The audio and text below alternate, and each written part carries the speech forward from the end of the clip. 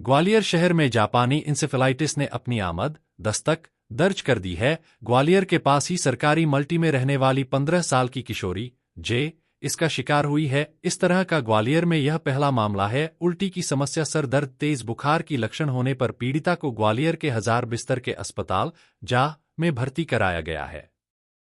किशोरी की जब डॉक्टर के द्वारा जांच की गई तब उसके अंदर जे की लक्षण की पुष्टि हुई। फिलहाल किशोरी डॉक्टरों की सतत निगरानी में है और उसे संपूर्ण क्षेत्र को हाई अलर्ट मोड पर रखा गया है।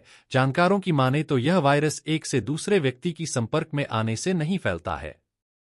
किशोरी की प्रजनन के द्वारा यह बताया गया कि जब किशोरी को तेज बुखार उल्टी की शिकायत हुई तब इस तत्काल घर की ही पास नजदीक डॉक्टर को दिखाया गया। डॉक्टर के द्वारा दवा देने की बावजूद भी जब उसमें कोई फायदा नहीं दिखा और किशोर की हालत और बिगड़ती गई, उसकी हाथों में काम करना बंद कर दिया और वह कोमा में चली गई, तब उसे ग्वालियर सबसे बड़े अस्पताल जा में भर्ती कराया गया। डॉक्टर के द्वारा जब उसके ब्लड सैंपल की जांच की गई तो उसमें इंसेफेलाइटिस पुष्टि हुई है। इस बीमारी के लक्षण में जब भी किसी व्यक्ति इंसेफेलाइटिस का शिकार होता है तब उसको थकान, सर दर्द, बुखार, उल्टी के लक्षण दिखाई देते हैं। इस बीमारी में समय पर इलाज नहीं मिला तो मस्तिष्क की सूजन, कोमा और लगवा तक बढ़ा सकती है। इसलिए जैसे ही ऐसे लक्षण दिखे तो आपको तत्काल डॉक्टर के संपर्क में आना चाहिए। होते हैं और ये क्या इसकी जांच में कैसे पता चलता है? देखिए, ये जो वायरल एन्सेफेलाइटिस जैसी बीमारी, ये इस क्षेत्र में एंडेमिक नहीं है। सामान्य तौर पे ये बीमारी गोरखपुर का जो क्षेत्र है, एक पर्टिकुलर एरिया है, वहाँ पाई जाती है।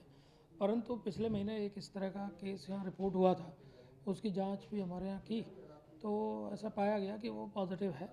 लेकिन अच्छी बात यह है कि हमने जांच भी कर ली और जांच में पता कर लिया, दूसरा उसका समस्त उपचार हो गया और उपचार होके वो मरीज़ अभी स्वस्थ है।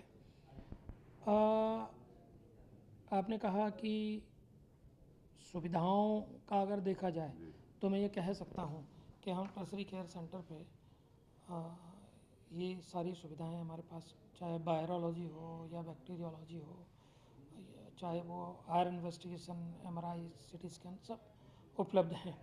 लक्षण इसके सामान्य तौर पे दिमागी बुखार होता है ये, और दिमाग में सूजन आती है, तो जो ब्रेन से संबंधित जो लक्षण हैं वो इसमें आते हैं। तो कभी कभी मरीज बेहोश भी हो जाता है और उसको जो बेहोशी के लक्षण हैं उससे संबंधित जो उपचार है उसकी आवश्यकता पड़ती है, तो वो सभी अपने पास उपलब्ध है। मैन टू मैन नहीं फैलता है ये जनरली, क्योंकि ये वायरल जो वायरस से काटने की वजह से, ये मच्छर के काटने की वजह से ये वायरस फैलता है। तो इस तरह का हमारे अपने क्षेत्र में ये नहीं पाया जाता, परंतु हो सकता है उस मरीज़ का कहीं से ट्रैवल हिस्ट्री रही हो या कुछ ऐसा कारण रहा हो, क्योंकि उत्तर प्रदेश के बॉर्डर से वो मरीज़ आया था। सर, अभी क्या स्थिति है? अभी हॉस्पिटलाइज है या वो मरीज़ पूर्ण रूप से स्वस्थ है और स्वस्थ होके वो अपने घर पहुँच चुके हैं। कितनी बच्ची थी वो, करीबन 10-12 साल की। अभी छुट्टी हुई? हाँ। ठीक। सर